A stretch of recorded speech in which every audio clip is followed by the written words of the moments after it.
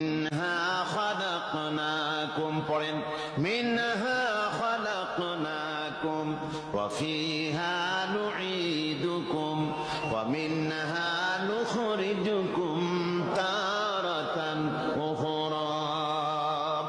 হে বান্দা, এই মাটি দিয়া তোরে তৈরি করা হয়েছিল, এই মাটির ভিতরে রেখে গেলাম, আবার এই মাটি থেকে আল্লাহ রব্বুল আলামিন তোমারে জিন্দা করবেন।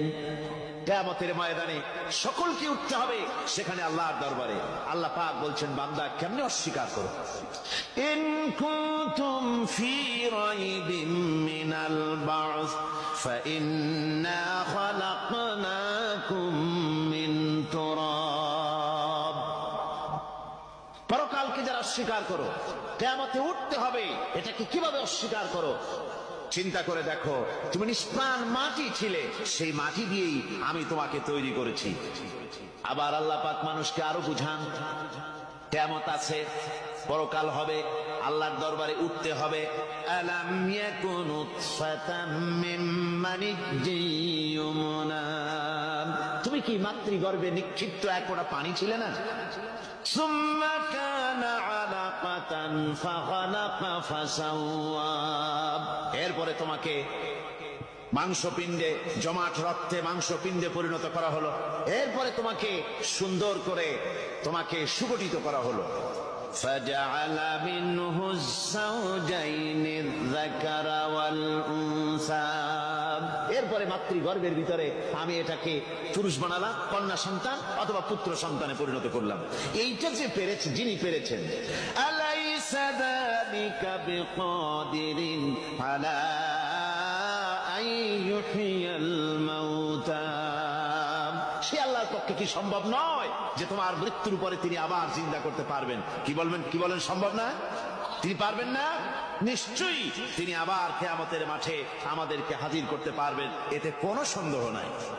আল্লাহ পাক সেই জন্য এখানে বলতেছেন যে ওরা বাল কাযযাবু বিসসাম, ওরা আসলেই পরকালকে অস্বীকার করেছে। আপনি যে নবী, এতে কোনো সন্দেহ নাই। আপনি খানা খান, আপনি বাজারে যান, এটাই মূল আপত্তির বিষয় না। মূল কথা হলো তারা পরকালকে অস্বীকার করেছে।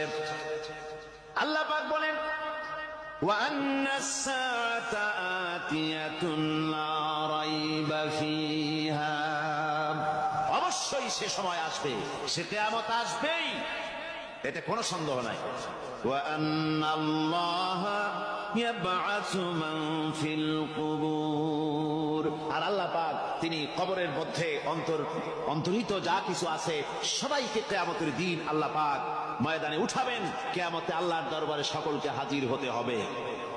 আমার বন্ধুগণ, আল্লাহ পাক বলেন, ওয়া লাকাদ খালাকনাল ইনসানা মিন সুলালাতিন মিন তিন।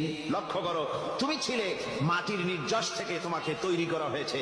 শুধু মাটির নির্যাস থেকে তোমাকে কোনো মডেল ছাড়া, কোন ধরনের আদর্শ ছাড়া, কোন ধরনের নমুনা ছাড়া তোমাকে সৃষ্টি করা হলো।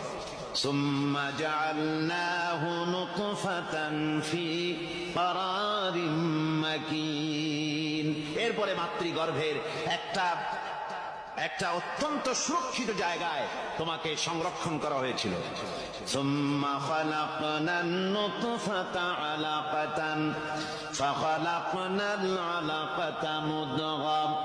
রক্তপিণ্ডকে, নাপাক পানিকে জমাট রক্ত করেছি, জমাট রক্তকে আমি আবার গোশত পিণ্ডে পরিণত